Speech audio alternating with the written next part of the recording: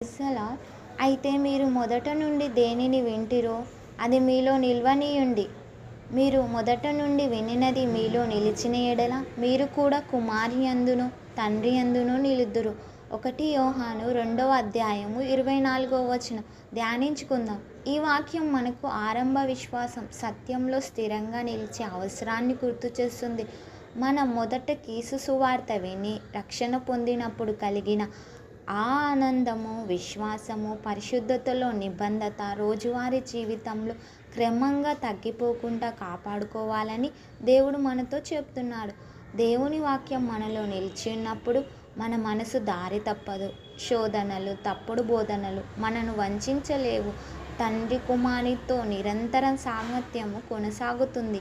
వినినది పాటించు మార్గం. ప్రతిరోజు వాక్యాన్ని చదవడము, ధ్యానం చేయడము ద్వారా సత్యంలో బలమైన పునాది ఏర్పడుతుంది. మన మొదటి ప్రేమను మరవకుండా మొదటి ఉత్సాహాన్ని కొనసాగించాలి. ప్రకటన గ్రంథం 2వ అధ్యాయం 4వ వచనం. వాక్యం మనలో బలంగా ఉండేలా ప్రార్థన అనుభవం పెరగాలి. ఆచరణ ద్వారా విశ్వాసాన్ని పటిష్టం చేసుకోవాలి. ప్రార్థించుకుందాం. ప్రభువా, నీవు నాకు మొదట ఇచ్చిన రక్షణ సత్యాన్ని నా హృదయంలో నిత్యము నిలుపు. ఈ లోకపు దోషములు, తప్పుడు బోధనలు, నిస్సహాయతలు నా విశ్వాసాన్ని పాడు చేయకుండా నీ కాపుదల ఇవ్వండి. నీ వాక్యం నాలో నిలిచి నేను ప్రతిరోజు నీతో నడుచున్నట్లు కృపనిమ్ము. నజరేయుడైన యేసు నామములో